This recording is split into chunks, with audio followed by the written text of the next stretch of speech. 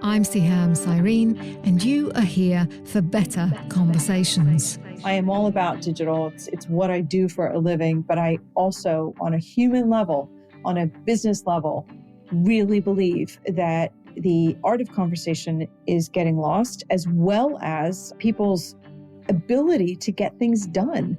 So you've got this culture of Slack, of email, of WhatsApp, of text, live chat. All of it really enables instant conversations, and that you can get the answer that you need right away, much more efficiently. A lot of that is true, but too many times it's also the lazy person's way out. And what you lose is the ability to create a real connection and a relationship with someone that has numerous other soft benefits versus just somebody giving you what you need at that particular moment in time.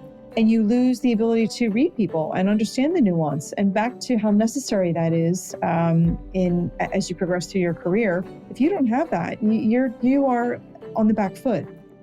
While we're gifted with speech, conversations, really good conversations don't happen as much as we'd like. In this podcast, my guest and I deep dive into all the corners of what makes a conversation awkward and uncomfortable, or warming and memorable.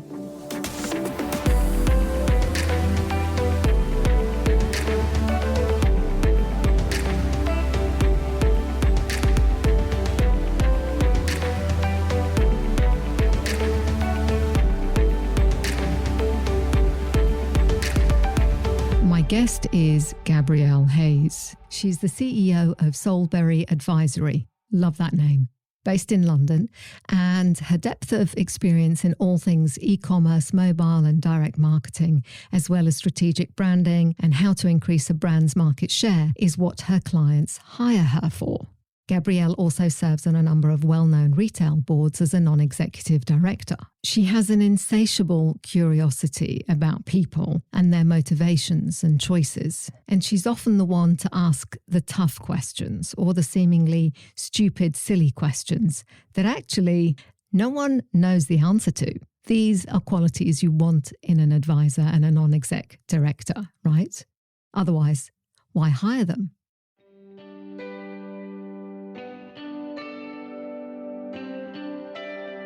Hello, Gabrielle. Really lovely to have you here. Hi, thanks for inviting me. Oh, my pleasure. So, Gabrielle, do you want to do a quick introduction? Sure. As you can probably tell from my accent, I'm not native to the UK. I grew up in the States and have been here for about 13 years. And since I've been here, I've worked with a variety of retailers and brands on helping them launch and grow their e-commerce business, their digital business. And while it started out as e-commerce, it's now much more about how digital influences the user behavior, the customer behavior across every touch point that a brand has with its customer. So we see that digital really influences offline purchase, and likewise, as well as thinking about your chat interactions online, your customer service interactions over the phone. All of that combines to be a holistic user experience. And that's what I help businesses better understand and drive the business model. Great. Okay. So who is it that you have to influence, or who are your stakeholders day to day? Well, I tend to work with brands and retailers that you may have heard of, such as Sweaty Betty, TK Maxx, Moonpig, and more recently, brands like LK Bennett, Sophie Hume, Nomo. I work with Tate Galleries and people like Fenwick and Harvey Nichols. And within each of those businesses, the stakeholders are different. The people who you need to influence are different. But typically, as is the case with anybody who does more project work or consultancy/advisory, you've got to really understand very quickly sort of where the power lies, where the influence is, and what you need to do to achieve significant results in a short period of time. And so while it's different in each place where that influence lies or who those stakeholders, shareholders are. Typically, if you're in on an interim project where I've been, where you're in to run a trading team, it'll be your team itself, the people who are reporting into you. Clearly, you've got influence there, and you've got to engage them on a daily basis. Otherwise, my typical stakeholders will be the board of directors, the senior exec team, and certainly the sponsor who's brought me in. Right. Okay. And so how do you have, in the example of, say, joining a board, how do you get yourself into that zone of understanding what the dynamics are on the board? So are you referring to the work I do as a non-executive director on a board, or as an advisor consultant who is engaged by a board? Well, let's go with the non-exec director role. Okay. So when thinking about that, how do you assess how to interact? Yeah. So, you're joining a board, you've been invited on, and how do you work out what the dynamics are between individuals on the board, and how do you sort of embed yourself in that world? Well, that I think is one of the trickiest things to do, because when you join, unless the whole board starts out at the same time, which they very rarely do. Sometimes that happens, but rarely. You're coming into sort of a club, and that club has its own dynamic, and you're the new person around the table, and it's daunting. It can be intimidating. It's also really interesting because you've got to figure out what that dynamic is. And so much of it is about what's unsaid as well as what's said. And you see who takes the lead, who tends to pipe in at different times on particular subjects, who doesn't say much. But then you step back and say, you look at what each of the people around the board table, what's their interaction outside of the board meeting? And you can get a good sense of that because you'll talk to the exec team and they'll say, as well as to the chair, and you understand who might be more connected to the business and who might not be able to spend as much time with the business. Also, who has previous history of working together. So some people bring people onto the board who they've worked with before. And all of those, I'll call them power dynamics, but it's not quite so Machiavellian, but it is just about understanding sort of the context within which people make contributions, and as well as their expertise and why they were brought onto the board. And then there's always they were brought onto the board for this reason, but actually they influence quite a bit in these other areas.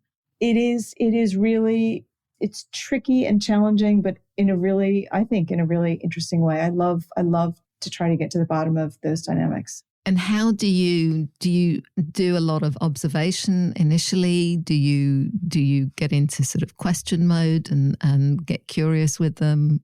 What do you do? I mean, there is a lot of observation, again, to see who takes the lead, what is the dynamic of the meeting, where might there be some tensions, or what are sort of the no-go areas, what are the areas that are up for discussion, as well as what are the ones that there's everybody is really rallying behind and everyone's on the same page. So part of it is really reading the room, which certainly wasn't easy when I first started out, and I have gotten better at it. I still don't, there's still a lot I don't know.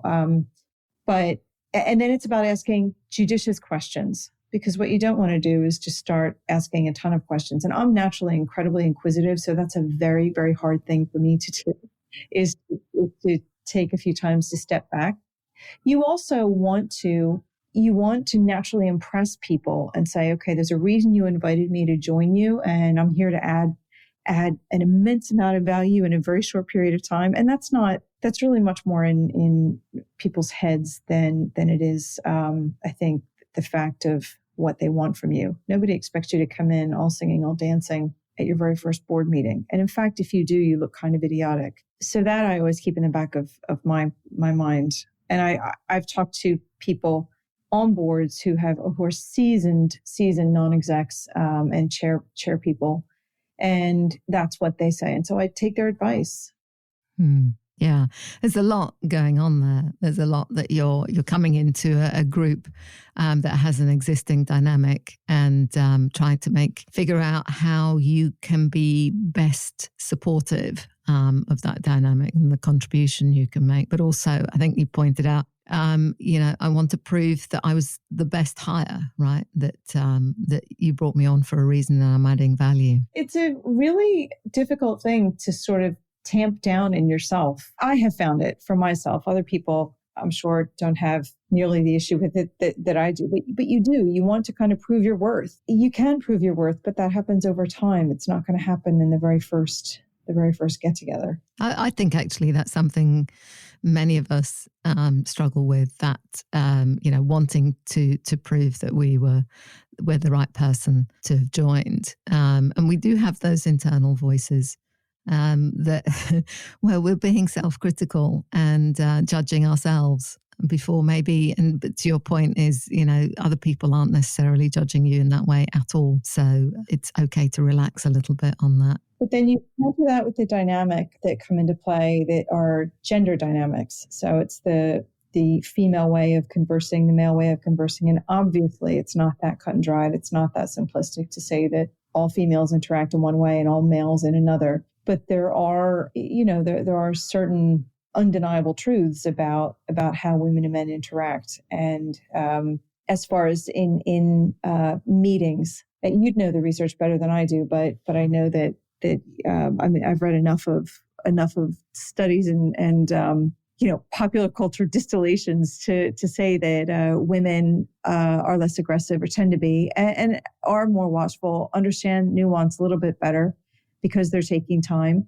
But then it can be a challenge to make yourself heard during the times that you do want to be heard, and you sometimes have to adopt a more an aggressive tone just to get your 2 cents in. And so that can be interesting to navigate as well. I think what you're saying is really valid, and it is about finding your voice, and sometimes conversations can move fast and the exchanges are quite fast, and so it's finding that opportunity to figure out, okay, I know exactly what I need to say here or how I want to contribute, and doing it with enough authority that it's heard. Is that something that you've experienced? It is, because there's also the bit that says, well, hang on, maybe I don't have all the figures, I don't have all the facts, I don't know everything, and maybe it's something I missed and I shouldn't bring it up. But I've kind of gotten over that over time, and it's taken time. But I know, I'm not going to say I know just as much as everybody else in the room. I won't say that, but I will say I'm just as prepared as anybody else in the room. So any question is a good one, I think. And there are a lot of times I've asked what I think is a stupid, silly question, and actually nobody in the room knows the answer. And those are always scary questions to ask because you risk looking like an idiot, but actually nobody else knows. And so I always feel a little bit good about that when the risk to ask it. And again, some of it is just age, because you kind of think, what's the worst that's going to happen? Is somebody really going to turn around and say, God, you're an idiot? No, they're not.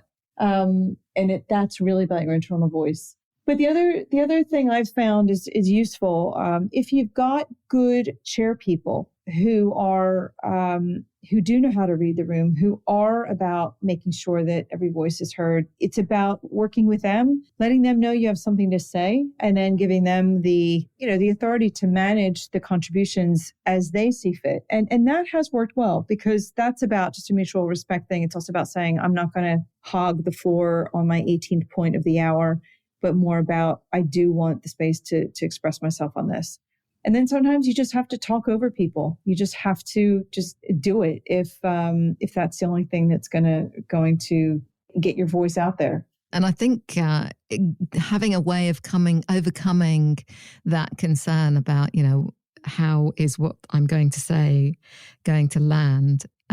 You have to get over that, I think, especially in your role as an NED. You are there to ask those questions, and it's almost part of the due diligence, is it not, and the role that you play in being there. It is. It definitely is. I'm as much on the line as anybody else around the table, from a governance perspective, from a reputational perspective, and I can't just assume that it's been taken care of or that somebody else knows more than I do and they've got it dealt with. I really have to cover it all off for myself. And that's what being a good board member is about. Certainly not the only thing, but it is part and parcel of it. And so you do have to dig into some things and bring them up. But again, I also think that's about having a good relationship with the chairperson and really raising these things maybe before the meeting, and then they have heard you and they know what's appropriate to bring up and what isn't. Not that something isn't appropriate to bring up, but that it might be better suited addressed outside of the formal board meeting. And so that's how that goes. And again, that's what makes a chairperson really good versus not so good, is how they manage all of that. Yeah. Completely. And it's you're talking about the relationship, you're talking about the nuance in the answers. You mentioned earlier, learning to read what's said and what's not being said. Can you talk a little bit more about that? Yeah. I'm picturing myself around the table. I sit on a couple of different boards, and one of them is a large board, and then another one is really small. And it is really just down to looking around the room. I mean, don't just look at the one person right across from you, but seeing how people interact with each other, even when someone's talking. If you see glances that are exchanged or heads that nod or just body language that might show that actually something isn't appropriate or not appropriate, but isn't what someone wants to hear. It's not that hard to pick up. I mean, people are really crap at hiding their feelings. And that I say that because I am the worst at it. I am absolutely the worst. And actually the worst part is that I have an expression on my face when I'm listening or when I am concentrating that really looks crappy. I mean, people look at me and they're like, "What is wrong? What did I just say that has you so pissed off?" And I'm thinking, "Are you to me? Well, I'm pissed off." And they said, "But you should see the look on your face." And they're right. I really, really have to manage what the heck I have a definite bitchy resting face, I think. And so I've got to manage that because it sends the wrong signals and it's not great. So the flip side of that is it's not that hard to read other people or think you're reading them. You may be reading something into it that isn't there, but it's not, it doesn't, you don't have to be a master sleuth to kind of get if somebody is happy to talk about something or not so happy to talk about something. And that's where you just kind of make a mental note. Oh, maybe I'm going to pick up on that later. Maybe I'll pick up on that outside the meeting and see, is there a backstory? Is there something I should be aware of? Is there something I can help out with? Or is it something that is actually, it's personal and has nothing to do with business? So it's just about just watching and seeing how people interact with each other and how they react to what's been said. I find that fascinating. The body language is definitely a big indicator and a clue, right? So there's lots to be gained. Is there something else going on? I like your advice about, checking in with someone afterwards. Maybe and making the judgment as to whether, okay, I could probe here in the meeting, but there may be something else going on. It may be more sensitive to follow up afterwards and find out what's going on. And but your point about the expressions that we have on our faces, I think that's really fascinating, because I know I've been in situations where someone has a quizzical look on their face and it can throw you.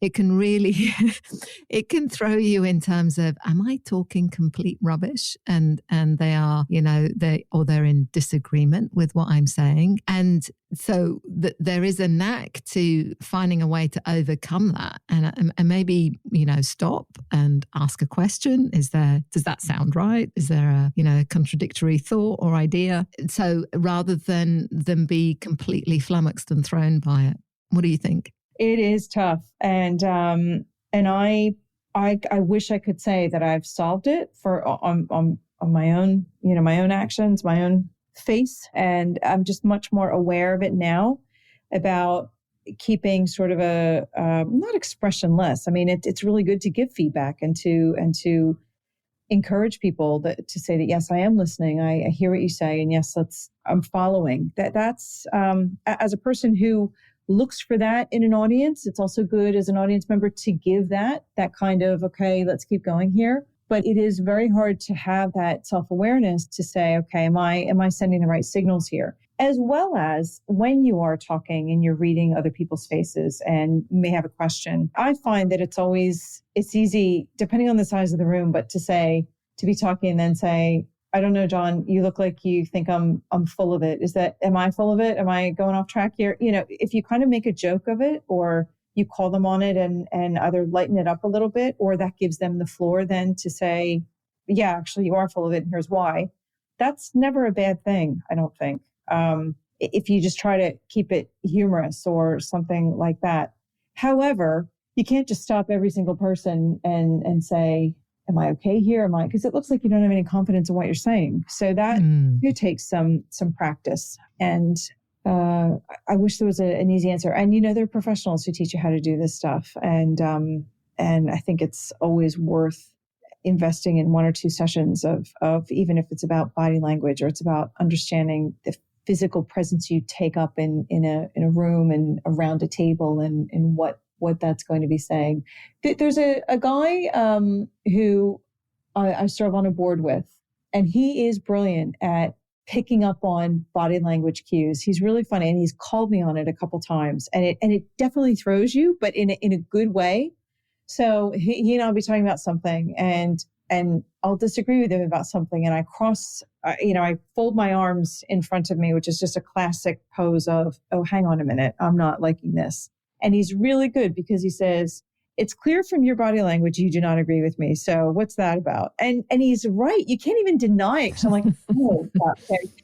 And so he gets you to talk about it, and it's good. And it's not an aggressive challenging. He's hyper aware, and I think that's really good. And it is embarrassing too when they call you on it and you think, yep, now I've got to stand behind my passive aggressive movements. But then there are other times when I don't mind what my face says, because it is expressing whether it's an inward doubt or something that I just don't agree with. And I'm happy to be vocal about it, but I'm not going to, it's not appropriate to just stand up and be vocal about it all the time. But that is also feedback that you're giving to the person who's speaking. Mm. What's clever about actually asking, I notice your arms across to your body language telling me you disagree, is if we do disagree, we do tend to withdraw from the conversation. We tend to we do cross our arms, we sit back in the seat, and we become sometimes a little bit judgmental about what we're hearing. But by someone actually calling you on it, they're inviting you back into the conversation. They are. You're right. It's smart and it's mature, and it's I do even though I don't always like when he does it, I absolutely respect it, and it's the right thing to do. Well, we've talked a lot about body language, which is always fascinating. But I'm curious as to what a good conversation. What do you like about the conversations that you have in your work? I enjoy conversations that are two-way, and by that I mean there are two kinds of conversations. One is where there is question answer, back and forth. It's a volley, it's a tennis game. And you pick up on what you've heard and you feed it back and you add another question onto that, or you dig in a little bit deeper, et cetera, et cetera. Versus two people talking ostensibly to each other, but really just to themselves and saying something, but it's just very disconnected to what you're hearing. And you think it's a conversation, but actually there's no pickup on what's been said. It's really somebody talks and then takes a breath and lets you say something, and then they pick up where they left off to say what they want to say, and then take a breath so you say something. And it's you understand what I'm describing. I'm doing a poor job of describing it, but one of my biggest pet peeves is people who really like to hear themselves talk. And you know it when you're in it. People don't come up for air. They don't even read your body language that increasingly says, I need some relief here. And I find that really challenging and frustrating. So the conversations that I do enjoy are ones that are a little bit more measured and not measured, but I mean, that are truly back and forth conversations, and where the person you're with is interested in hearing what you have to say, and you're interested in hearing what they have to say. Not every conversation obviously can be like that, but I also think chemistry plays a part in it, whether you have chemistry with the person, whatever that chemistry looks like, but where you enjoy talking to them, even if you don't agree with them, you find the conversation engaging, enlightening, and it has a nice cadence to it, and you don't regret the time spent. Yeah, you don't regret the time spent. I think that's a lovely way of putting it. Because sometimes we are with people who are just broadcasting and they're not receiving. And you get the sense that you're being talked at. I think the way you described it is, they like the sound of their own voice, so they want to hear themselves talk. It just feels like I've got nothing to invest. Why am I just here so that you've got an audience, or are you interested in anything I have to say, or respect me even as an individual, right? To as someone who can contribute to this conversation. First of all, I network a lot. And so I have a lot of conversations that are with people who I don't know that well, or we may not be personal friends, but we are, we know each other professionally. And so maybe my data points are different to some other people who aren't self-employed or who have a more regular cast of characters to surround themselves with. But I find that when I say the majority, I mean more than 50%. I don't mean 90%, but a lot of my conversations tend to be that way. And I find it very frustrating. So maybe it's something I'm doing, and maybe I need to really moderate how I am in a conversation to look at that.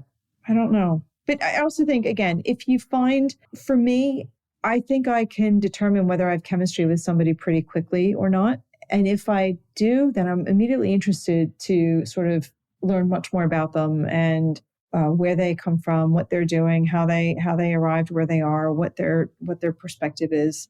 If it's not there, I can find it pretty difficult to feign interest. And so I do have to work on that, because that is then about respect and, respecting other people's time to be with you. It's an interesting one, isn't it?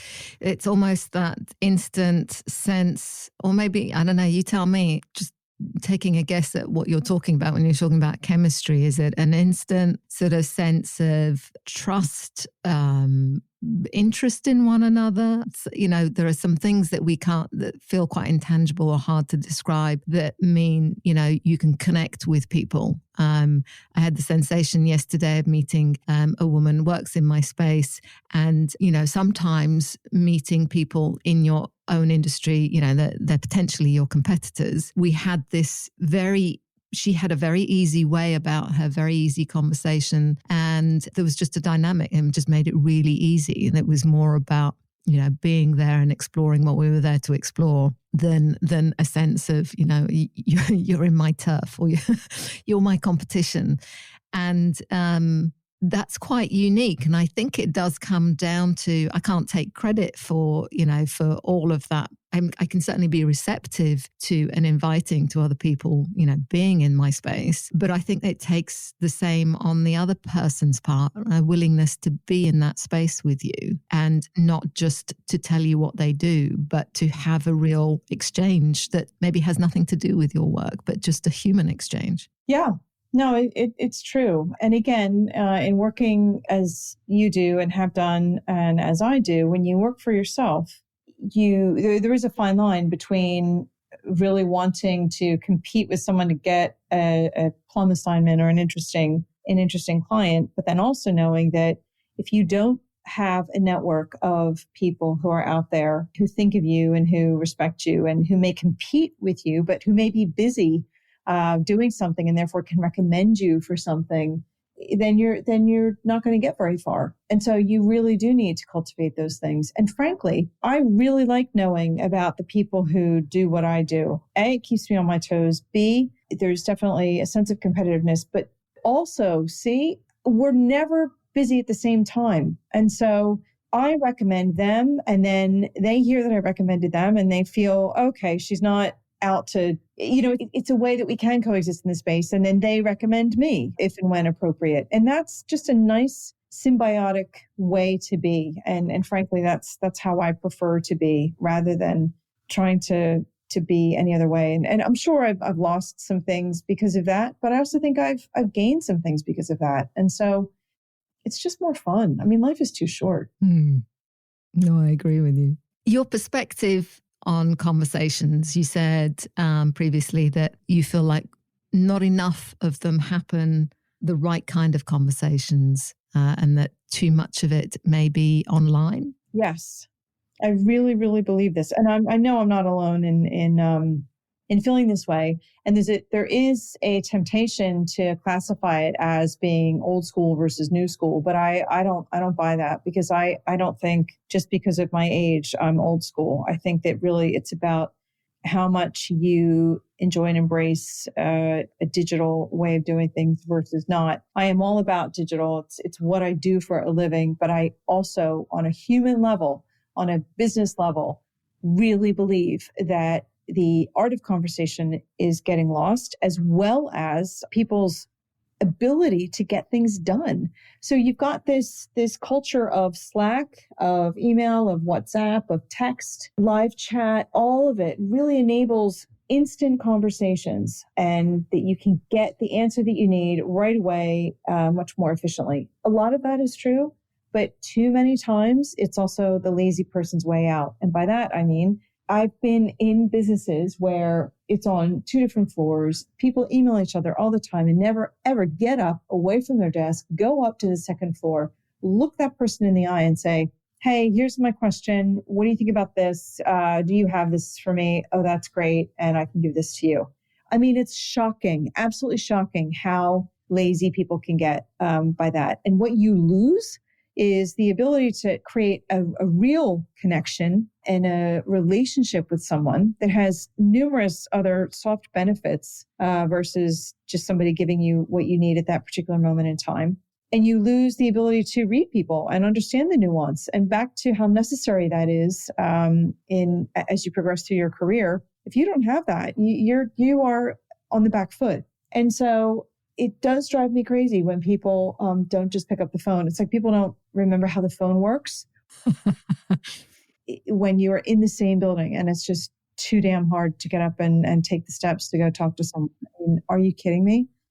And that I've had to tell numerous teams, you did not just email that to that person, did you? And they say, yeah, I emailed. I'm just waiting for them to get back to me. And I said, go find them, go stand in front of them and talk to them and say, when can you get that from? I mean, really?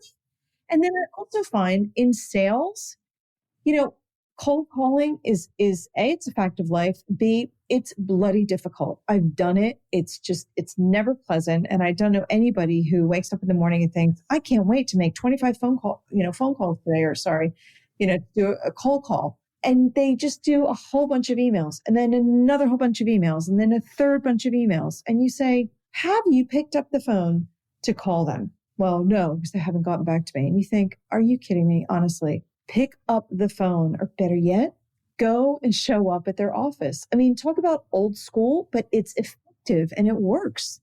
And nothing can replace that kind of live dynamic interaction. And that is why in my line of work in e-commerce, there will always be a role for a store on the high street, for a physical presence, because nothing replaces the actual face-to-face interaction with a human being. And there are lots of times when it's a highly considered purchase, or you really have questions that can't be answered via a chatbot, via somebody even on the other end of the phone, but really in person. Those things can't be replaced. And it will always be that way. There will always be those conversations that have to happen face to face, and that people are willing to invest in making happen for the right thing.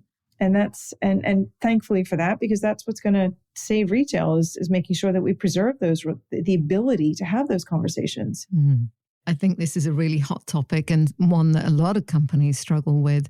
It becomes part of the culture that you just don't have those face-to-face interactions, and yet they are so rich in information. And, talk about reading body language. The many people I talk to pay no attention to body language and are not absorbing that really critical data, and therefore it's devalued. It's not seen as something that you need, and it's much easier and less, I wouldn't say threatening, because face-to-face isn't threatening, but it keeps interactions to a minimum and we can control, especially if we don't have a depth of a relationship or trust with the other person.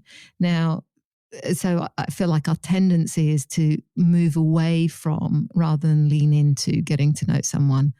And so, yeah, I think lazy is a good word. And, some cultures, if you can't do that face to face and you are relying on, online collaboration tools to get your message across, then you're in trouble when, things are not going great.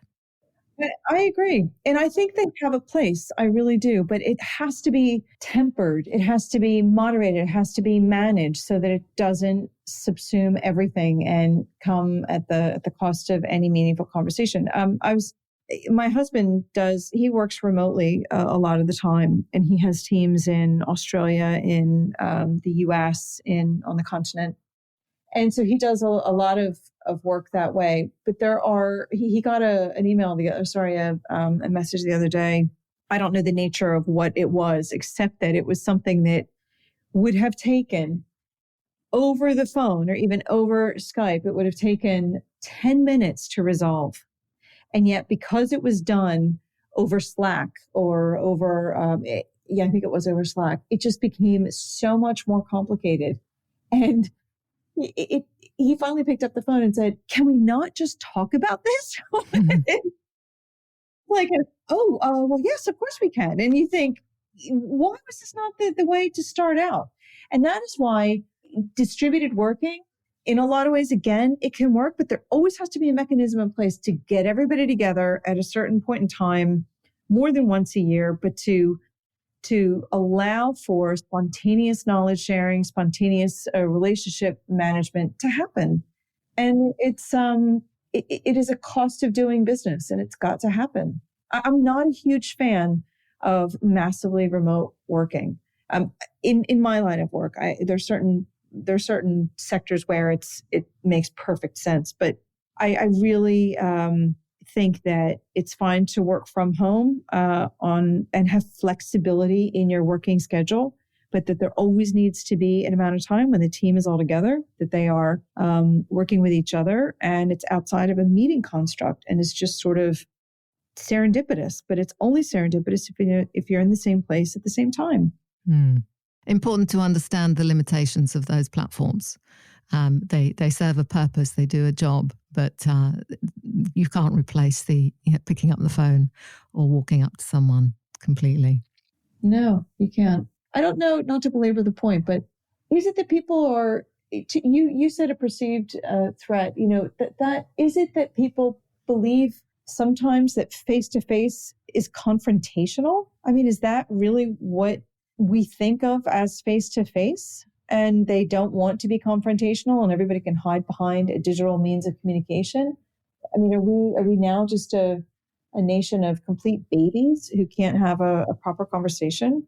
I have no scientific evidence. I'm going off the back of what I see, right, in my work and what people are struggling with, and the ability to be able to articulate what it is that you need from somebody is incredibly loaded with some unhelpful emotions, let's put it that way.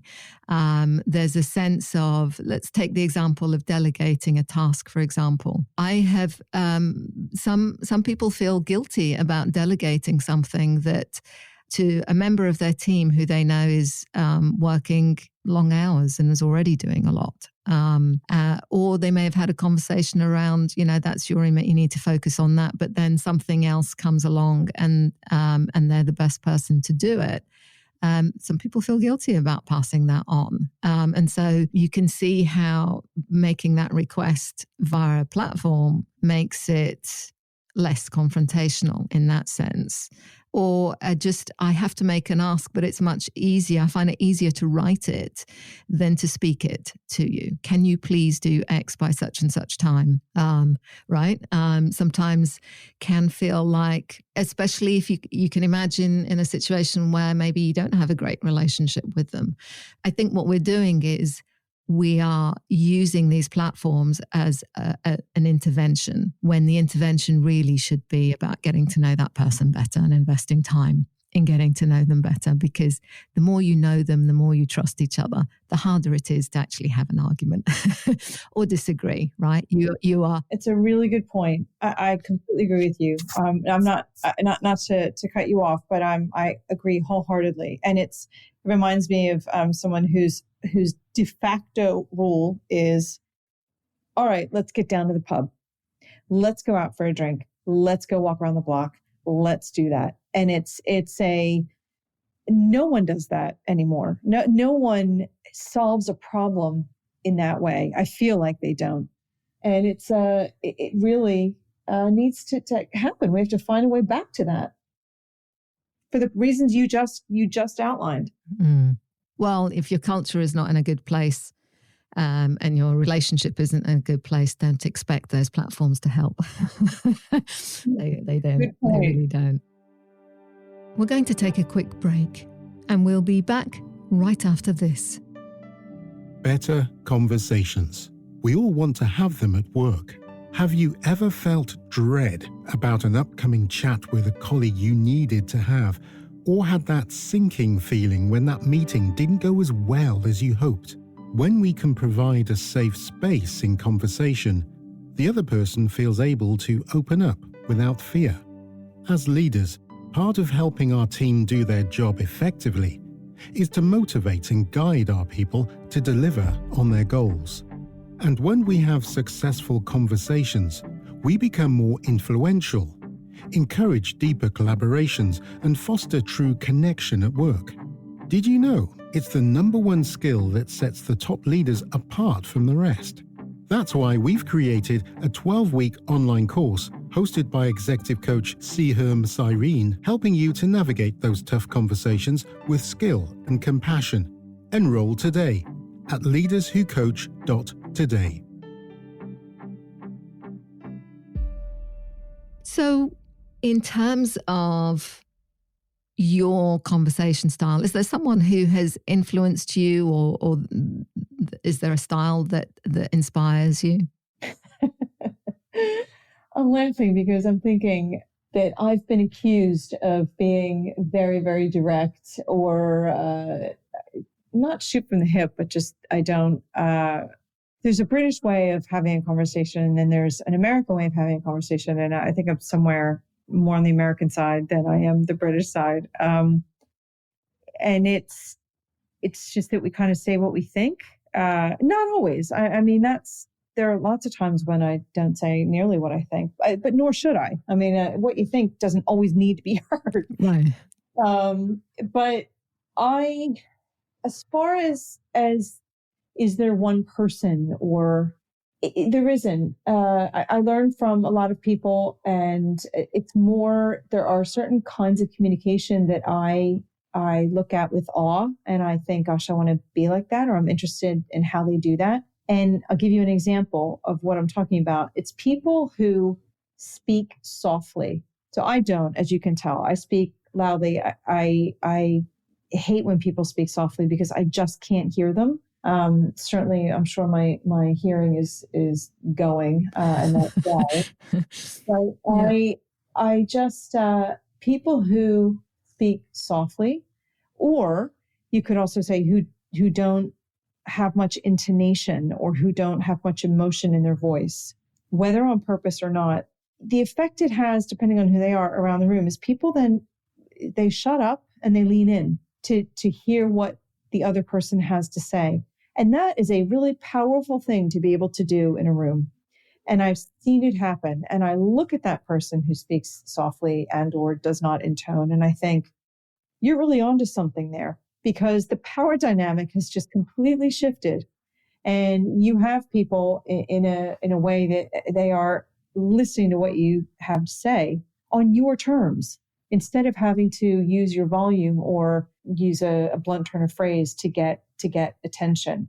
And I don't think I'll ever be that kind of person, but I can learn a lot from watching how they do that. And there's something to that. I don't know exactly how to appropriate it for myself, but I think it is quite skillful. Yeah. Yeah. Well, there are some people that don't say very much, but when they do speak, people listen. And they very often don't have much of an ego. And I'm not saying that anyone who speaks, differently does have an ego, but that's the pattern that I've noticed is individuals who don't need to say very much, but when they do feel strongly about something and do speak, it's very much because the topic warrants it. And it's less about them and more about the need to, surface something that's relevant. And yeah, they do. One of my guests, in fact, who describes himself as a deep introvert, doesn't say very much, very softly spoken, but doesn't feel the need to do it. He's aware of the impact that it has, but he doesn't do it to control. He does it because that's what he's most comfortable doing, is only speaking when necessary, and creating space for other people to talk. That's his style. Yeah, and also I think this thing about lowering your voice, certainly, with in a classroom situation, teachers who can do that have much better control over the classroom, because they don't raise their voice to get control. They drop their voice to get control. And for the very reason that, okay, you've just said something, I need to hear that clearly. So it's a fascinating technique. It's very counterintuitive. And so I think it takes skill to deploy, unless it is something that is really natural to you, like it is to your friend. Yeah. It's just an intrinsic part of who they are. I don't think they're trying to be that way or not trying to impress their authority on a room. But I know what you mean when people do that. It is quite powerful. So there's lots of ways, aren't there, of putting your point across. There are. Who do you admire? Oh, I admire that, and I also admire people who have a really strong voice and don't apologize for having that strong voice and feel very comfortable voicing what they have to say. There is a distinction there, I think, and you pointed to it earlier. Anyone who's got an ego and is talking because they like the sound of their own voice isn't the kind of person I'm talking about, but the kind of person that has the confidence in what they're saying and can articulate it really clearly. And, people do listen to because they have that authority in both what they're saying, but also their tone, their body language and everything. That kind of thing all comes together. So I find, the whole spectrum of different styles of being able to command a room, command a space, fascinating. And when you come across people doing it in very different ways, it's always quite inspiring. Mm-hmm. Yeah, it is. So, Gabrielle, what is your worst habit in a conversation? My worst habit, definitely, and which is one that I deplore in others, the hypocrite that I am, is when I interrupt people. I can get it's as a result of two things. One is I'm very excited by what I hear, and I want to get in there and express that I'm completely excited about it. And have you thought about this? And maybe you can go over here with that. And it just sparks a whole bunch of different ideas and things that I want to get out as quickly as I can. So then that leads to me interrupting someone who is probably quite nicely explaining something. The other thing is when it comes out of exuberance and excitement. The other is just sheer impatience, meaning I've heard this all before. I've heard it 14 times before. I do not want to hear it a 15th time. And you've told me this many times before. I'm going to cut you off right there. I know this. So let's just fast forward, like on Netflix. I want to fast forward to the scene where I haven't seen it, and we can pick up from there. And so that is really challenging for me to be able to moderate, or how I manipulate a conversation to let someone know that, yes, we have covered this, or I have heard this. So let's skip ahead in the interest of time, or in the interest of getting to what we really need to discuss. And so you know what, I interrupt, and it's because of impatience. And some of that impatience is good and healthy, and some of that impatience is probably destructive. And I have to be very present and aware in order to stop interrupting. And sometimes I'm much better at it than others. And I hate when I do it. And I hate when it's done to me. And so, but interrupting is also, it's part of a natural cadence of conversation. So it's quite a stilted conversation when it's just someone speaks, then stops, and someone speaks, then stops. That's natural flow. So I guess I'm talking about something that's a bit more extreme on either end than that kind of natural conversation. Yeah, interrupting is, I think sometimes there is a business imperative, isn't there, to cut to the chase and get to somewhere. I also wonder why people are repeating something. And very often it can be they haven't quite let go of it. There's a resistance to accept what's really happening. And so for some, it's getting stuck in that loop of why something is the way it is, and therefore it still is unresolved in their mind. And you're in a situation where you this is old ground that's been covered. So unless there's something new to bring to it, can we get to the bit where we really, need to make a decision or move it forward somehow? But also, I think interrupting is when we're excited about what someone is saying. I think that's a completely forgivable habit, right? Because it's part of riffing and building off people's ideas, right? It's part of that chemistry. It's part of that connection that we have with someone, where we're enjoying the conversation, and we've got something relevant to share, or it's triggered something in us that we want to share. So yeah, lots of reasons why we interrupt. Yeah. And have you ever, this is an aside, but I'm wondering how much you notice it, or if it enrages you the way it enrages me, is when you're talking to someone and they're recounting a conversation they've had with someone else, and what this person was going to talk about. Maybe it was something that was going to be confrontational, or it was going to be where some points are getting made. But this person comes back to you and recounts the conversation, but only tells you what they've said. I know what your point of view is. I know your whole line of argument. What did they say? What did they say? And it so rarely do people actually say, well, and here's how they reacted to this point, this point, and this point. They don't give you a proper accounting of a conversation. It's their whole argument all over again. And I think, that's not what I need to hear, because I know how you feel. And again, it goes back to what you just said about people wanting to really reiterate how brilliantly they manage that situation, or B, how right they are about something, or C, they weren't listening to what the other person had to say, and they can't recount it. And I think more often it's the latter. It's they were so involved in what they were saying that they didn't take note of. It's an emotionally charged conversation. So for them, not necessarily reciprocated in the same way by the person they're talking at or to, right?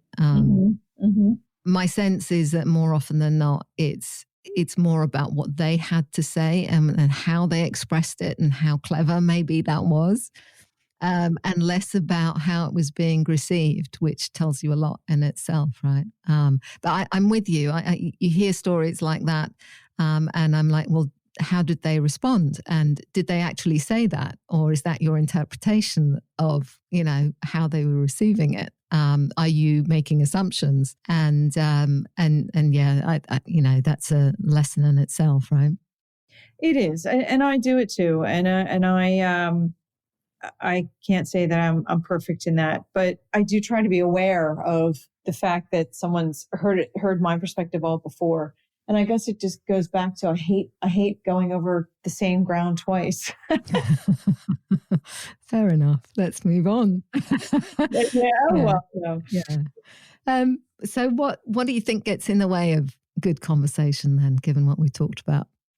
The two things. One is not being a good listener, and not listening properly or engaging with what has just been said. And that then goes to the other point, which is a true lack of interest. So if there is, that's if people see a conversation as a transaction where it's, okay, what can you do for me? What can I do for you? Look at it up in that way. And that's not bad. I mean, that's fine. Nobody has to, not every conversation I'm in, does somebody have to care about me as a person.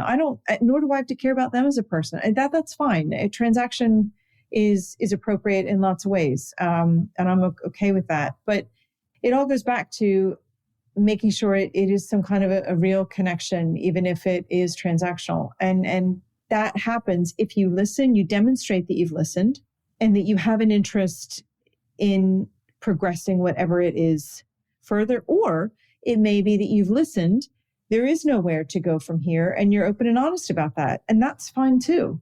And so I find that broadcasting and receiving dynamic is really what's the most dangerous and the most time consuming and frustrating. So I think really developing the ability to listen and have empathy and then move on from there is really, really important. My experience of you is that you are a great listener. You are very curious, and you're focused and present in that conversation. So I've always had that experience with you. Thank you. Well, you do. I think that's because of your curiosity, about other people and what makes them tick and ideas and so on. Being receptive to that. So listening for you is probably a really easy place to be in conversation. I prefer it, actually. I much prefer to learn about someone else than to talk about myself. And that doesn't lead to a good give and take, because then again, it is all one-sided, but it's the side that I want to hear about. So I'm okay with that. Mm. But I also have been accused of getting too personal. And by that, I mean asking questions that certainly not personal as in, really inappropriate, but more I'm interested in understanding what makes someone tick or what got them to where they are. And some people may feel uncomfortable answering those questions or feel that it's not really any of my business. And it isn't. So there are times when I have inadvertently crossed a line, again, not in a blatantly inappropriate way, but much more about maybe making some people feel like they're being they're in a police confessional room and they're being subjugated to a whole raft of questions they don't feel like answering. And it's completely unintentional and not on purpose. But I know sometimes I can cross the line, and I always feel really bad about that if the person who I'm with is saying, I don't know how they... a lot of times it'll be my husband who says, okay, don't you think you've given this person enough of an inquisition? You just should back off a little bit. And it doesn't even occur to me. And I think, oh yeah, no, you're right. I'm sorry. You're right. Let's talk about something else. And yet there are other people who never notice it and have no trouble talking and answering those questions. So that's when I have to really, really engage my body language, reading body language, hearing how reticent people are to talk or how open they are to talk, and sort of taking my cues that way. Mm. Well, it's a bit like body space, isn't it? If you're too much in my space, I might find that uncomfortable. Yeah. But on the flip side, if your questions help people think more deeply and actually express themselves, and they're willing to, then that's actually a gift, I think, in a lot of ways. Well, that's... that would be a nice way to think of it.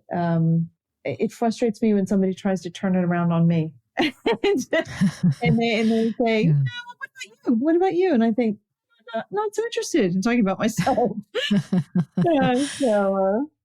Because I'm boring to me. I know everything.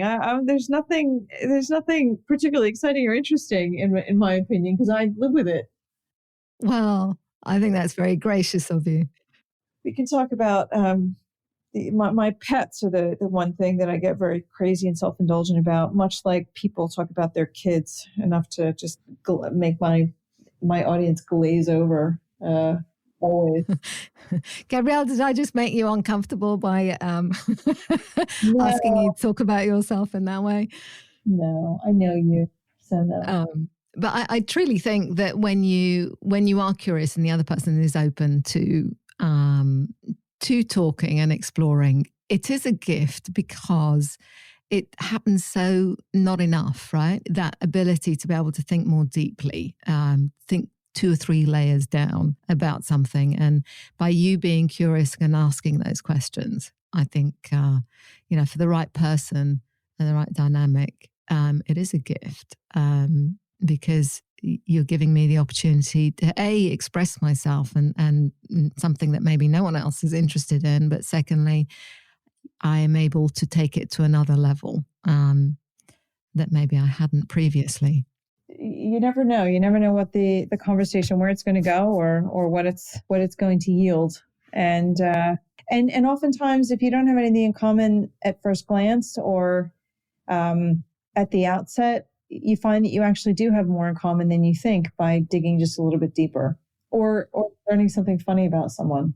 You talked about what was critical for getting people to understand your perspective, and you talk about taking the emotion down a notch. Can you explain that a little bit more? I tend to get very emotive and excited about things, and I also see the possibility in lots of really interesting things, and it based on nothing really. So there are lots of times when I'll have a conversation with an entrepreneur or a founder of a business, and they're just getting started, and they outline what they're going to do and how they're going to do it, and it's all incredibly exciting, and I buy into it all, hook, line, and sinker. I mean, which isn't to say I'm a soft touch, because I am critical about lots of stuff, because I think there are lots of things where people just don't even think that next level through and think about the critical applications of things. But if you've got a good story and you're excited about it and it stands to reason, I'm right there with you. I think it sounds great. And I really applaud people who do start up businesses. I think it's bloody hard. I've tried several times and it's just it doesn't come naturally. And and so I get very excited and really emotional about that kind of thing in a way that's positive. And then you walk away and you have to kind of let things sink in, and then you think, oh, not really. That's not going to work for this reason, or that's not as exciting or as different or as whatever as you initially thought. I don't think it's a bad thing necessarily. It's not like I've invested lots of money and lost it on the basis of no sound reasoning. But I just noticed that I tend to do that, and that's, I guess, on a positive way. I can also, in a negative way, when you get really emotional about something, is you hear. Maybe it is confrontational. Maybe it is something that you fundamentally disagree with. And you think, hang on, no, it's not like that. That's not the way. No, that's an incorrect perception, or that's not. And you want to stop somebody from even going down that road because they, in your mind, they're saying the wrong thing, or they have the wrong idea, or this, that, the other. And it can escalate, and it just shouldn't. And that's where I would sort of try to interrupt and then try to correct and say, hang on, is that not right? And that all of that sort of escalates something. And if you take the time to listen entirely, then have a reasoned response and take emotion out of any of that kind of conversation. Emotion will always creep in at some point. There is no such thing as an emotionless conversation unless you're talking to a sociopath, in which case you better get the hell out of there pretty damn quick. It just can. It doesn't have to. You don't have to wear your heart on your sleeve all the time. Sometimes it's refreshing. Sometimes it's nice because it's different. But there are lots of times when a more measured approach is definitely the better approach. And that's what I still need to learn. Well, I'm with you there. I think that's a lesson and a growth area for many of us. We can. What would be a key message that you want to leave people with about having better conversations? Well, I think just have more of them. I wonder today versus 5 years ago, how many conversations people have in the course of a day versus some kind of an online exchange that they may think passes for a conversation, but that isn't. And so have more of them, get better at really actively listening. And again, it is hard. And then it's not, the bar is pretty low. I think, in terms of having a good conversation, having people feel like they're being listened to and valued. And that goes a long way. I know it does from my behalf, when I think somebody has listened to me and values what I had to say, and again, may not agree, but I at least feel respected. And that's, it's not always explicitly stated. It's much more implicit, but it really matters. And so I think people should go out of their way to have more meaningful conversations. They don't even have to be meaningful, but just engage in face-to-face and see where it takes you. Love it. It's been an incredible conversation, just listening to you and having this exchange. So thank you, Gabrielle. Thank you so much for coming on. Well, thanks for creating the series in the first place, because I don't think enough, this sounds funny, but I don't think enough people are talking about this, and they should. And kudos to you for shining a spotlight on what we need to be doing to get back to our humanity of engaging with each other. Thank you. I hope you enjoyed today's episode of Better Conversations with me, Sehaam, Cyrene. And if you did, leaving me a lovely review and rating on Apple Podcast will help me reach more listeners who want to have better conversations at work and in their private lives. You can check out show notes at betterconversations.co/podcast. If you're a regular subscriber, brilliant, lovely to have you back. And if this is your first time, hit subscribe, leave a review and tell a friend. A screenshot and an Instagram story would be going above and beyond, and I would be very grateful. Please tag me at Sehaam Cyrene, all one word, SEHAAMCYRENE. And of course, I'll tag you right back. So, what would you like to hear my future guests and I talk about? Or perhaps you would like to be my guest because you've got a strong point of view that you'd like to share or kick about with me on the podcast. Drop me a note, podcast@betterconversations.co. I'd love to hear from you. And if you are a leader who knows you could achieve so much more in your career and be way more influential by having better conversations and stronger relationships, then do consider enrolling for my 12-week online course, Leaders Who Coach. You'll find the curriculum, videos, and a whole load more at leaderswhocoach.today. Thanks for listening. I'm Sehaam Cyrene, and this has been A Better Conversation.